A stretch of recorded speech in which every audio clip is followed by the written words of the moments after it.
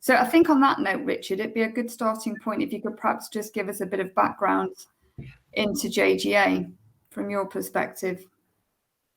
Thank you, Kate. We're a family firm. We're focused on providing apprenticeships predominantly for the growth functions of organisations, whether that's marketing, sales, bid management, communications, and the like. We're West London based, but we work nationally, and we have about 400 apprentices on programme at present, and that's growing fast. This year, we expect more than half of our apprentices to achieve merits and distinctions, which is something we achieved easily last year, actually. And we're fortunate enough to have won several awards. So we are Training Provider of the Year at the BAME Apprenticeship Awards and the West London Business Awards. And then a month or two ago, we were lucky enough to be awarded the Queen's Award for Enterprise, the Promoting Opportunity category. And one of our digital marketers won an Apprentice of the Year award as well. So we have almost an embarrassment of awards at the moment, which is not so great for me writing entries, but it is super in terms of the validation that it gives us for the quality of our marketing apprenticeship specifically. Although apprenticeships are about training often young people, our initial focus is always the employer.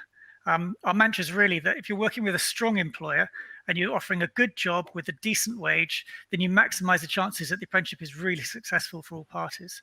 And you contribute to the long-term as well as the short-term bottom line of the organization, of the client. At the end of the day, if you have a good role that promises career progression, then you'll get good applicants and it will work. This year, we're looking at 80+% success rates in a very rigid format that the government dictates that. So 8 out of 10 is actually really strong for the industry. And if you just think about your normal staff turnover over a year or two, then you'll feel, even taking that into account, that's good. The key aspects to apprentices are things like making sure that the job description is compatible with the apprenticeship. There's not a lot of point putting someone on a digital marketer apprenticeship if they don't do digital marketing, for example.